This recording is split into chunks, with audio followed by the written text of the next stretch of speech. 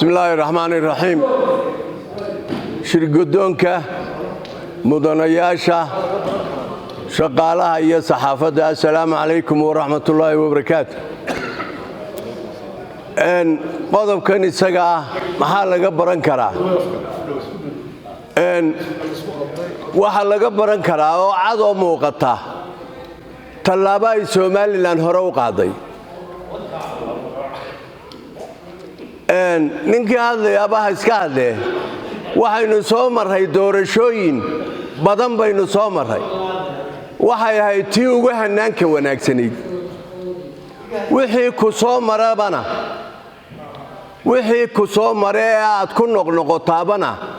de horumarun baa laga gaadhayo maxaa ku idhaahdaa oo waxba laga bartaa wixii hore oo khibrad baa laga helaa wixii horeynu soo maray khibrad baa laga helay oo horaa ma garanaysaa marka taa iminka ugu dambeysay waxay ahayd tii ugu hanaanka wanaagsanayd hadalkayga daaya waxay ahayd tii ugu hanaanka wanaagsanayd ee soo marta sababta keentayna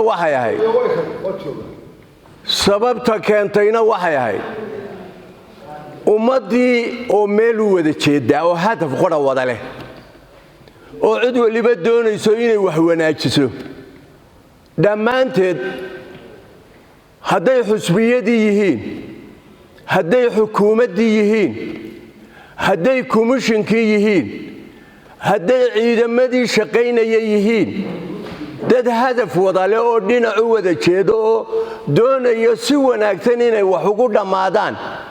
ayay hawshii ku soo maxaa ku idhaahdaa ku hagaagtay oo kaga wanaagsanaatay wixii hore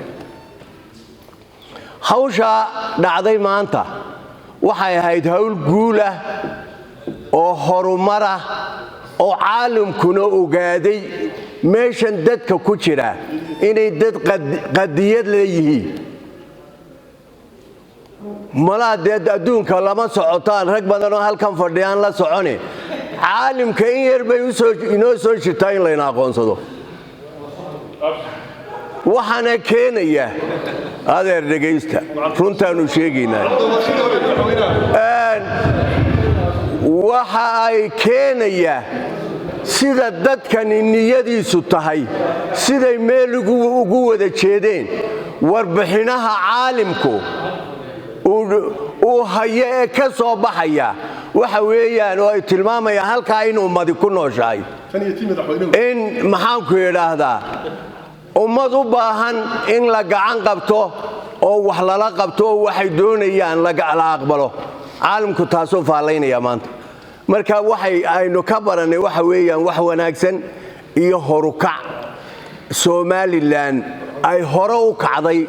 oo midnimo ka muuqatay meelaynu joogno imagay golayaashuna inay inaga iyo kuwa kale iman doonaaba inay midnimada ku shaqeeyaan oo midnimada la ilaaliyo oo laga baxo dawladnimo iyo qabyaaladi meel ma wada galaan xaqiiqadu waa taa in qabyaalada laga guuro oo sidii raggii inamadii yaryaraa ee dalku doortay aan reerba dooran waxa soo bixi doona hadii ilaahay idmo doorashooyinkan soo socda rag bad wada noocaas ay iman doona oo aan qabyaaladba ku imanne jaclaysi ummaddu jaclaysatay ku yimaada iyo oo qarannimo ka hadlaya aan qoysnimoba ku iman marka waxa weeyaan ilaahay aanu shukri naqno meel wanaagsan bay inoo maraysaa meelaha yaryar ee wax ka jiraan xagga nabadgelyo xumadana aynu maxaa ku idhaahdaa haddaynu guurtida nahay ka noqonno oo wax ka qabanno meelaha wax ka yar jiraan aynu horena u tilmaamaynay ee xagga nabadgelyadu ka yar waxaysan tahay taana aan wax ka qabanno oo aynu hormuud u noqonno haddaynu golihii guurtida nahay هذا الكلام أنت أصلاً كوسو قابين يا السلام عليكم ورحمة الله وبركاته.